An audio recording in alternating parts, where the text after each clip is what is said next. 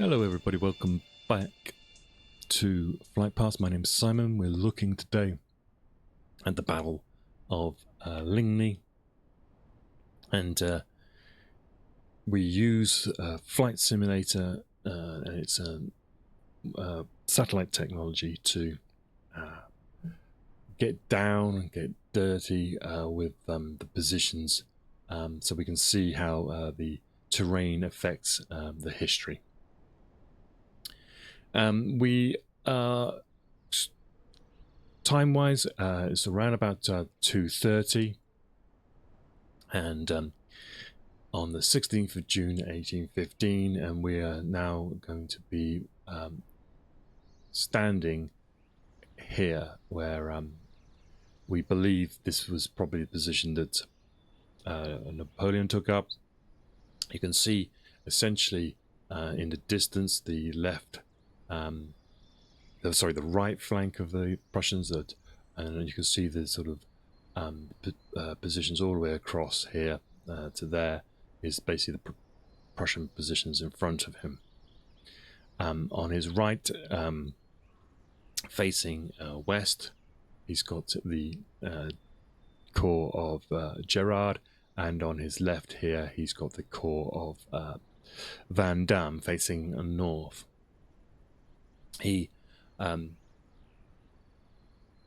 hopes obviously to push the Prussians to the east. Now he writes now to Ney, and remember, he instructs Soult to write to Ney, and Ney is over here in the distance at Quatre Bras, probably about 5 miles away, and he Soult informs Ney that the Emperor is attacking the Prussians between Sombref and Bray, and so we can see Bray there on the distance and Sombref, and he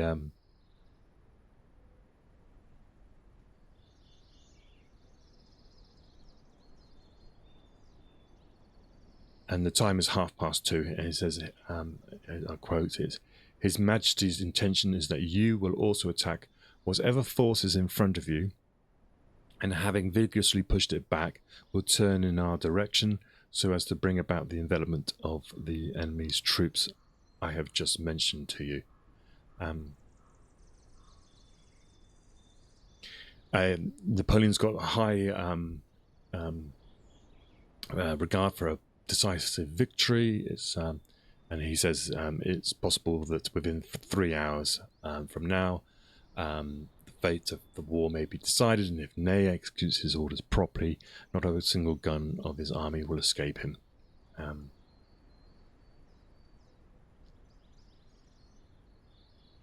So it's we're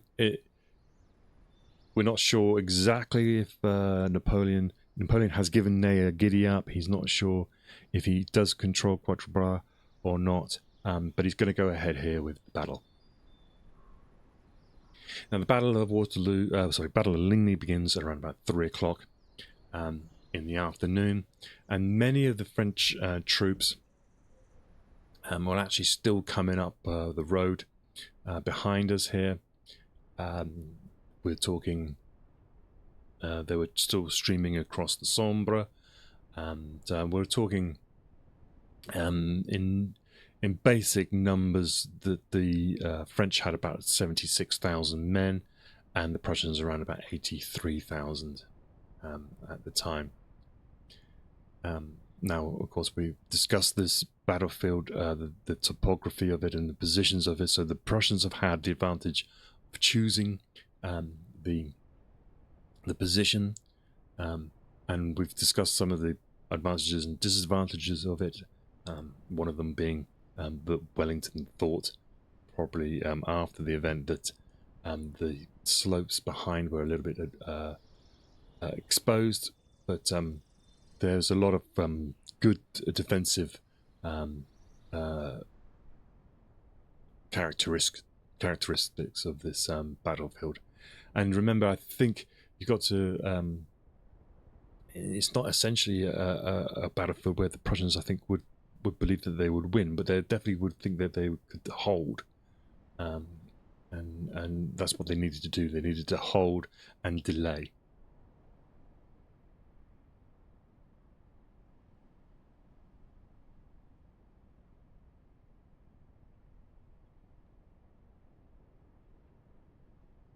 Now they're both expecting troops to be coming from the left to support and win the game. So these two battlefields are essentially linked.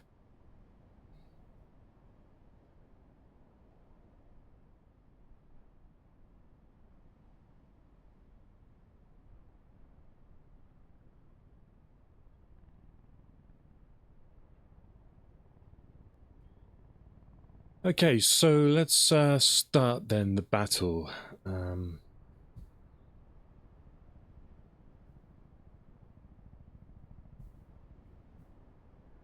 We've got 3 o'clock in the afternoon then, 3 cannon are fired, and what we're going to describe here, it's a pretty much an intense battle. There's not much tactical finesse going on.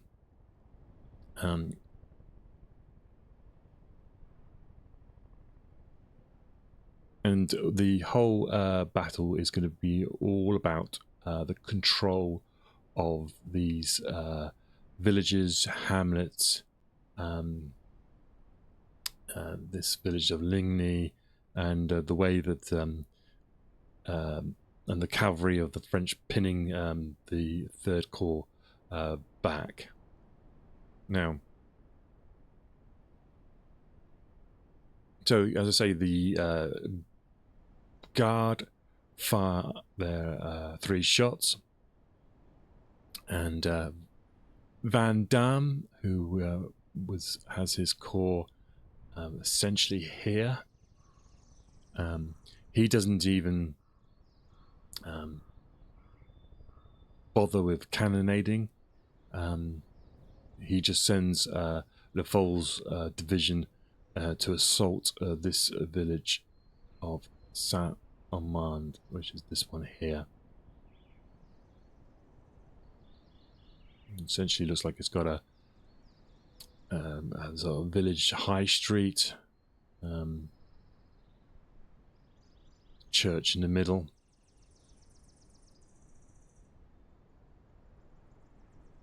So Lafol's division is split into 3 essentially columns, and with a cloud of skirmishers preceding it, and they're accompanied by the band of the 23rd Regiment, playing La Victoire en chantant. And remember, this this field, the crops of the time aren't these sort of special hybrid stuff we get these days. This stuff was over head height, and so a lot of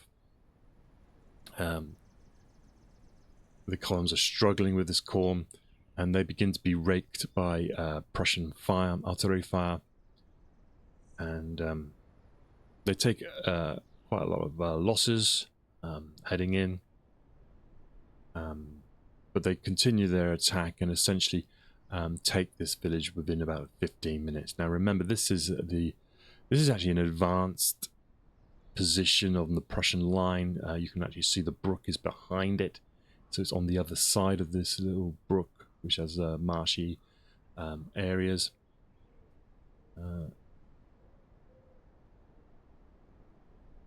And essentially then the Prussian guns, which are up here on the heights above, start firing into the village.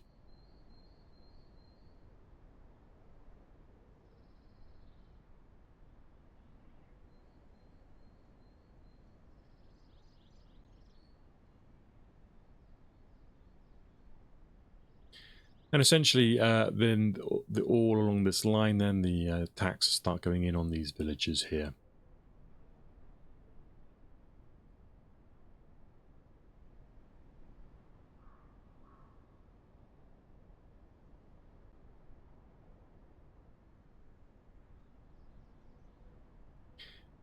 At 3:15, and just to give you a bit of context, there's a message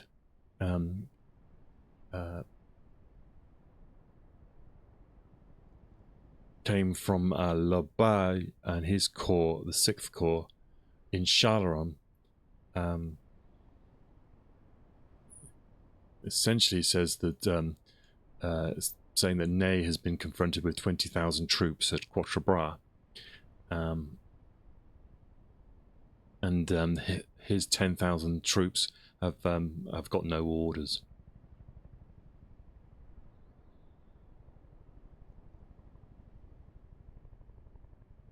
Now, essentially, what this means is Napoleon seems to be relying on Ney's troops to come to his support when there is a corps behind him, essentially, that hasn't been given any orders.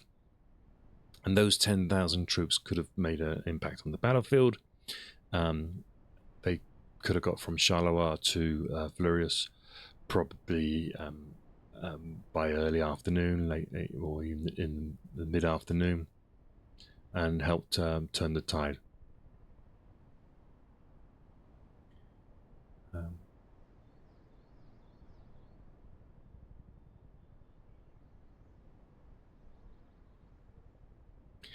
But essentially, that muck up, when we're talking like coming from Charleroi here, where the blue line is, to Fleurus, means that by 7:30, the core of Elba is not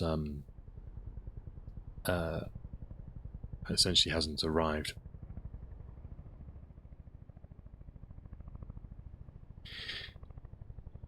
Napoleon believes at this point that that essentially Rile's corps with Ney should be sufficient to hold Wellington at Quatre Bras, and he sends an aide-de-camp with a penciled note to D'Erlon, and who was on his way to Ney to divert him.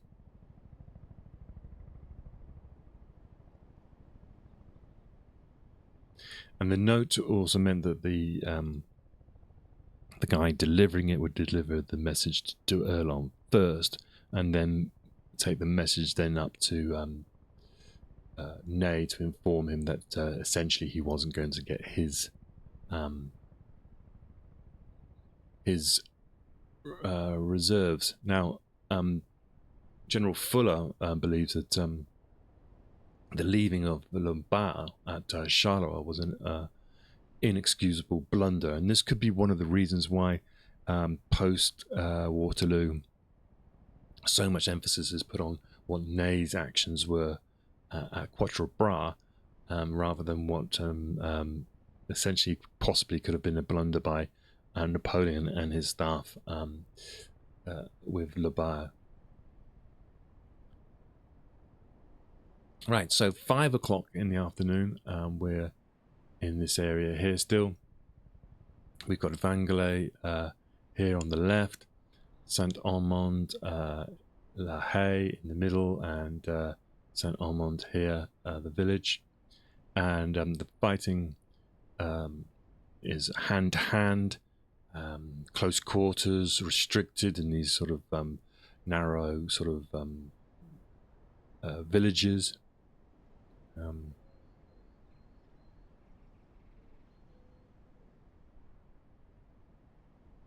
And Blucher is essentially forced to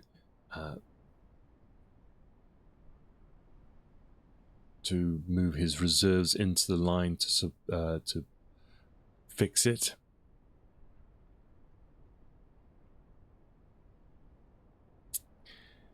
On the other side, Tongrenel, which is essentially I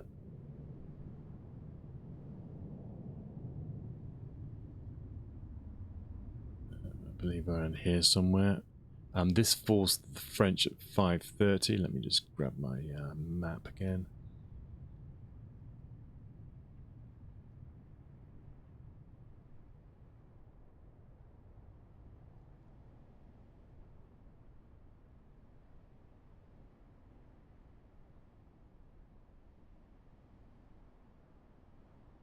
It's in this area here. That falls to the French.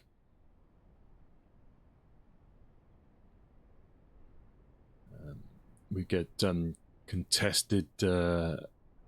Gerard's is moving into down the slope towards Ligny, which is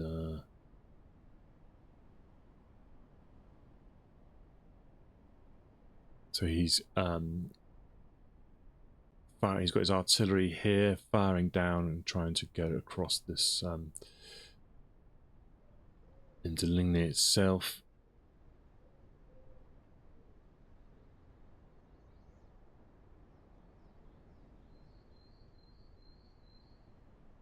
So when we get to 6 o'clock, this is when Napoleon decides to order up his guard, and that's when we get d'Erlon appears on his left flank.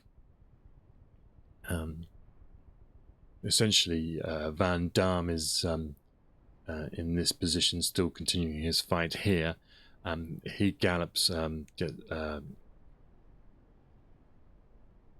essentially says that there's Van Damme passes a message up to Napoleon saying that a strong enemy column was within 3 miles marching on Fleurus and threatening their left flank. So he's essentially in this position here, and we assume that d'Erlon has appeared essentially here. Van Damme has taken this to be an enemy column. Sorry, I'll remove that map. So yeah, this is we'll run through that again. Van Damme is here and essentially sees enemy troops coming out here, and it's probably in this area somewhere here that d'Erlon has approached the battlefield, and Van Damme takes this to be the British.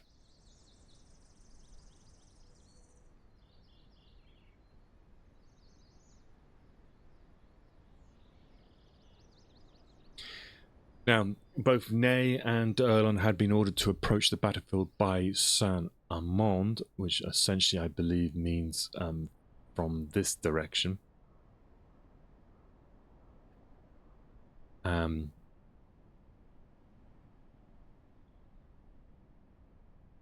But it just causes a bit of confusion at a moment when Napoleon wanted to take advantage of the Prussians weakening. I think he knew that it was probably d'Erlon, but he had to wait just to make sure. And of course,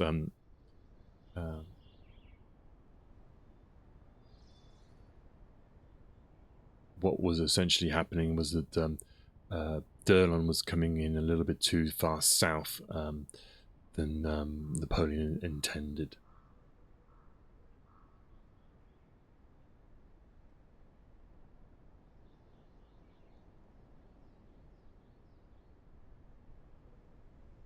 So the essential, what happens here basically is that Van Damme has been forced then to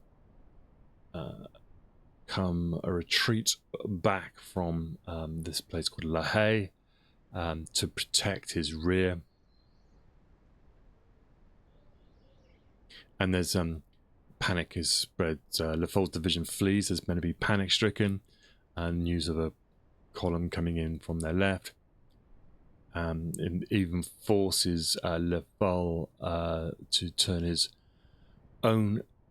Because remember, Lefold was initially here. He had artillery, and he essentially threatens his own men with his artillery to encourage them to return to their positions.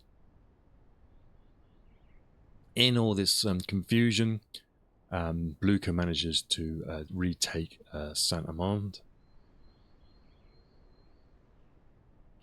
And of course, then we then get probably the worst thing for de Erlon to do is he essentially gets like a piggy in the middle. He gets orders to return to Ney, so he turns. Even he shows his face here, makes all this confusion on this side, and then is ordered back by Ney to Quatre Bras.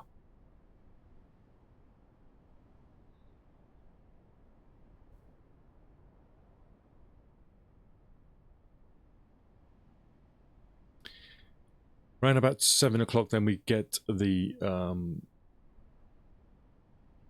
Guard, the Imperial Guard. They move forward and they begin their attack on Ligny. So I believe they would have come down this way, and they start their attack onto Ligny here. Saint Armand, which is just here to the left, is retaken. Laval and Vezin have managed to rally their troops and push them back in again. And Gerard's division, which was on the left of Van Damme, managed to take the Le Hameau.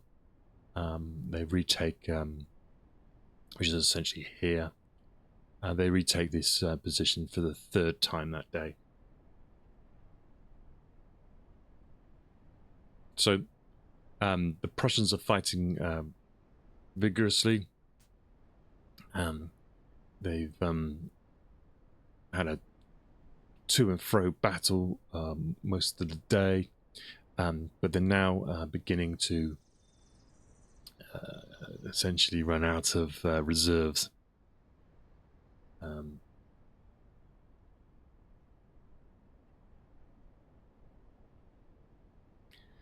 And essentially at this point, when the Guard has come in and these villages are taken again for the essentially the third time, without the reserves, Blucher realizes that he's probably finished. And he's very good at rallying his troops, but there's only a certain amount of time that times he can do that.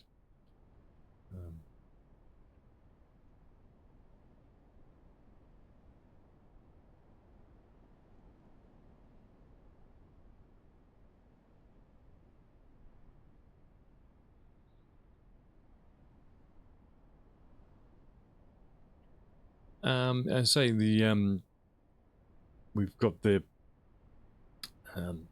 Guard essentially now attacking into Ligny. So this is the sort of center of the Prussian position. So he's literally just battering ram going in. And we're talking here probably about 7:30 in the evening. This reports of the weather being getting a bit rainy at this time.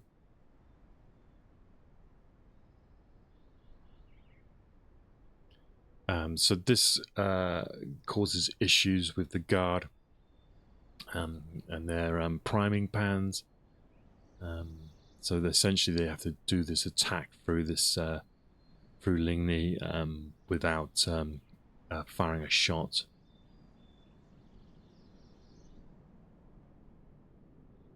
And the Guard are supported by cavalry as well. So the Prussian center begins to fold quite quickly.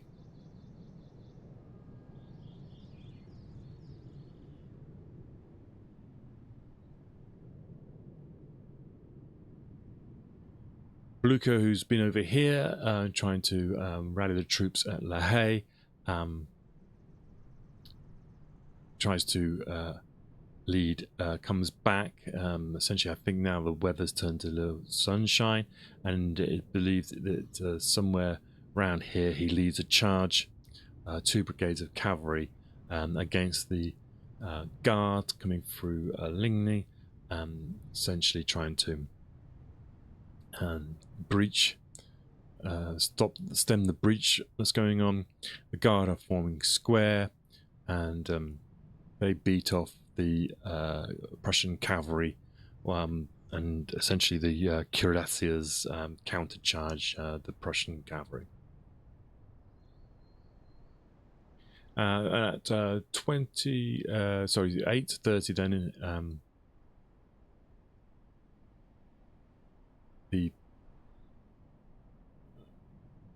French Imperial Guard with the supporting cuirassiers of Milhaud have essentially broken through.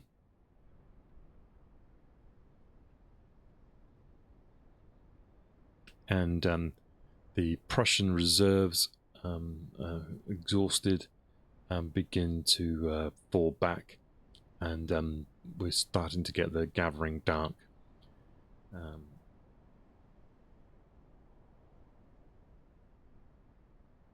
Eventually, we believe this is the mill here at Bussy. This is where the guard edge up towards, and it's somewhere around here that Blucher gets his horse shot from him, and the horse will fall onto his leg, pinning him down. His aide-de-camp is a guy called Nostitz. He dismounts and essentially sort of covers him, essentially, whilst a squadron of French cuirassiers pass by without noticing him.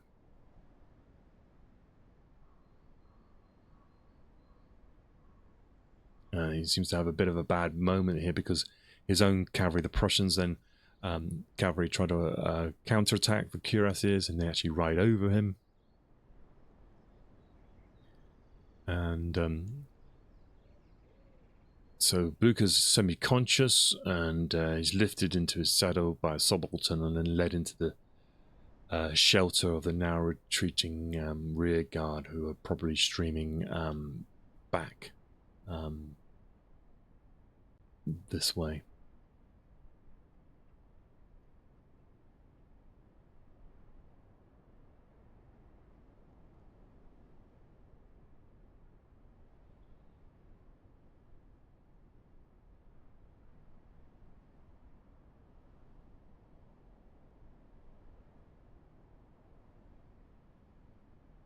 So essentially, at this point, the control of the Prussian army is now under Gneissau's control,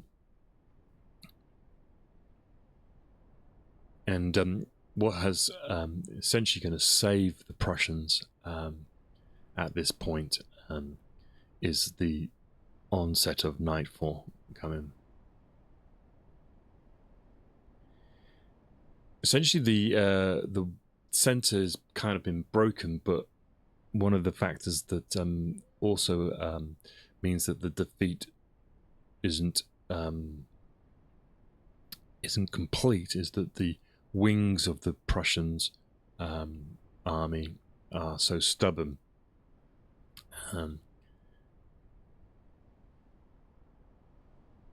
and they would only fall back when they knew that Ligny had fallen, and when they did fall back, they only fell back to Sombref.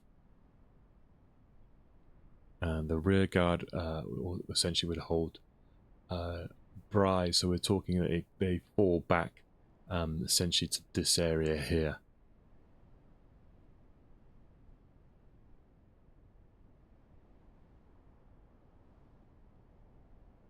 And then, so because of then it was the I suppose retreat, or the route becomes then more of a retreat rather than an actual a chaotic panic. And so you can see how important it was that de Erlon, for some reason, even within sight of the battlefield, if he had just carried up and come through this gap here, attacking the rear of this right flank and pressuring Bry, that this retreat of the Prussians would have been probably more of a rout, and in a certain sense, an uncontrolled rout would mean that the troops would probably retire down their supply route, which would have been to the east.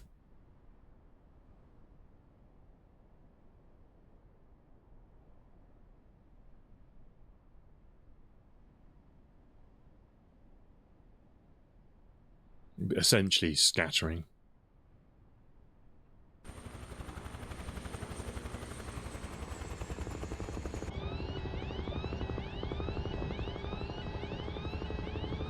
There we go.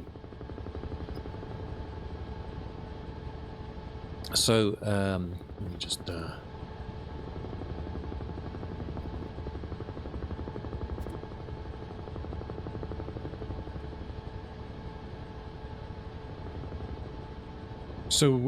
because they didn't scatter, that means that withdrawal was essentially becomes a retreat back to Wavre, rather than a complete panic back to Namur. We get to about 9 o'clock then.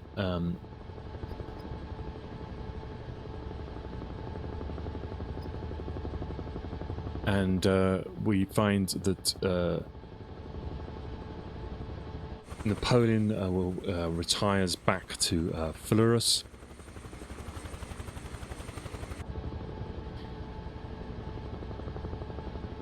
We get reports here that he's exhausted, possibly ill.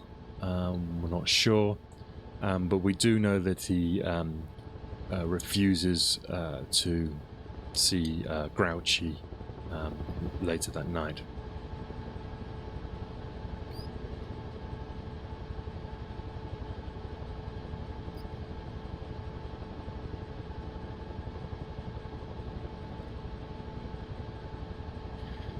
So what's essentially happened is, although there has been a defeat, the Prussian rear guard has managed to hold their position. They hold their position around until in some breath to around about midnight.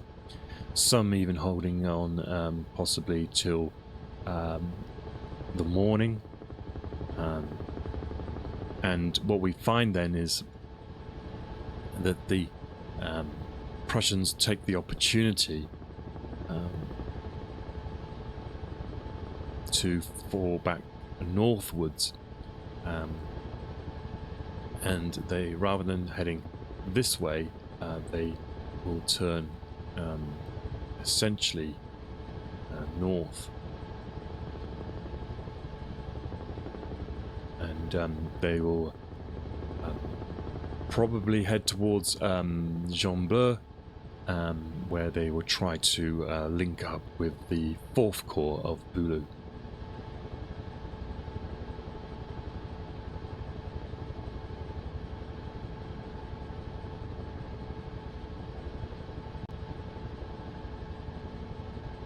And because they're going probably forward back towards Jean-Bleu, and essentially then got the opportunity to head north to Wavre, they will remain in supporting distance of Wellington's army.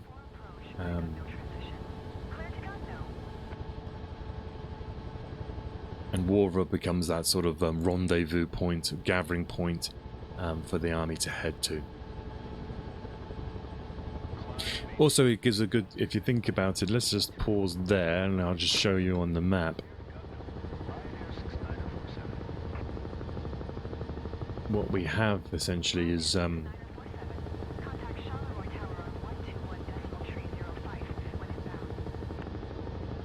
effects of this well, let's call it a victory for the French, but it's essentially almost like a score draw.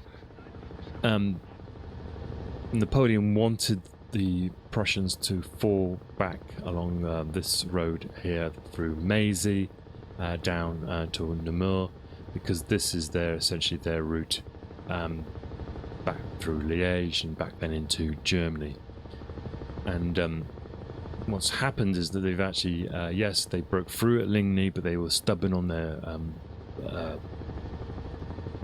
flanks, and they stubbornly sort of rear guard action meant that they could slowly come back to Gembloux. Then, they essentially then make a decision at Gembloux where they have to, they can go either way, and of course they make the decision to go north towards Wavre. That's is a good place to get to, because then they can be in touching distance of Wellington and heading back towards Brussels. It also means that if you've got an army that is essentially being defeated, if you give them a pretty long distance to march, you know, then it all seems to be part of a plan, and it helps with the morale to get the troops essentially back into some sort of order.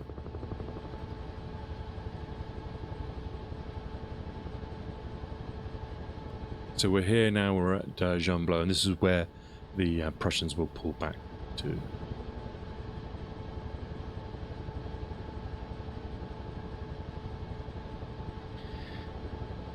They essentially say as well that the Wavre was chosen for the simple reason that on their maps and by candlelight, it was one of the most obvious places on the map, and presumably by that time, and you're tired, and you've been fighting all day, and you know, you need to get orders out quickly to your troops.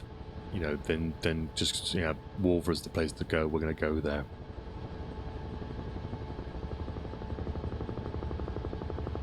Wellington, later on in his dispatches, his letters would say that the candlelight decision in driving rain at night was the decisive moment of the century, keeping the Prussians in contact with their ally. Was basically the essential element in the winning of the eventual campaign.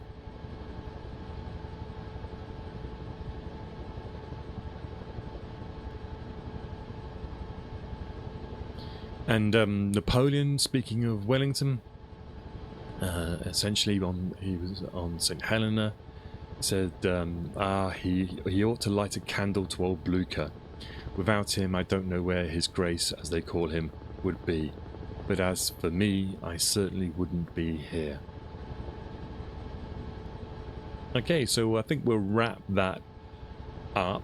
And just talk about the sort of the casualties, losses in the battle.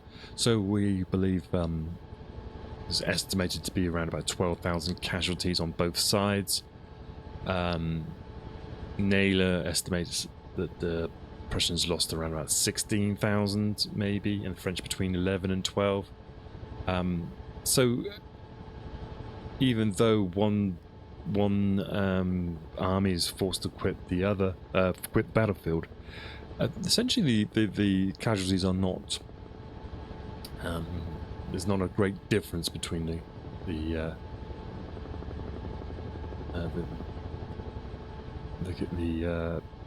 armies.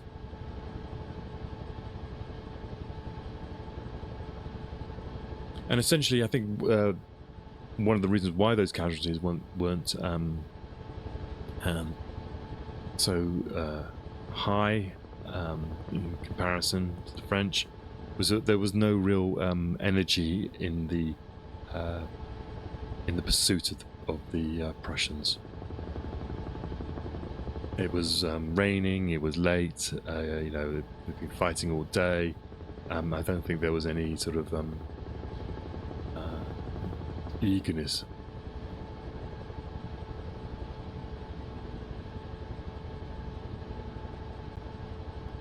The Prussians did, however, did lose 10,000 soldiers from their ranks from desertion, mainly from the Rhineland and Westphalian provinces. They essentially would head off to Liège. They wouldn't follow up to Wavre.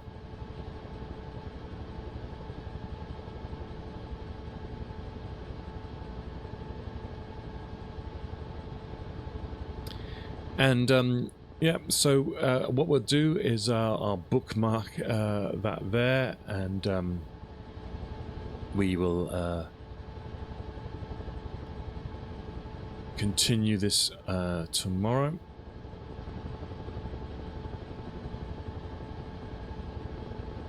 I'd like to thank you for listening and for everybody who's joined in today.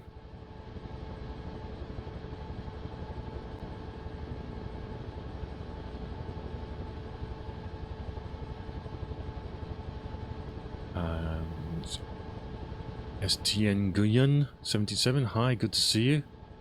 And guy at the back as always. Actually, I haven't checked to see if you're out. Ah, yeah, there you are. Oh, you've shaved.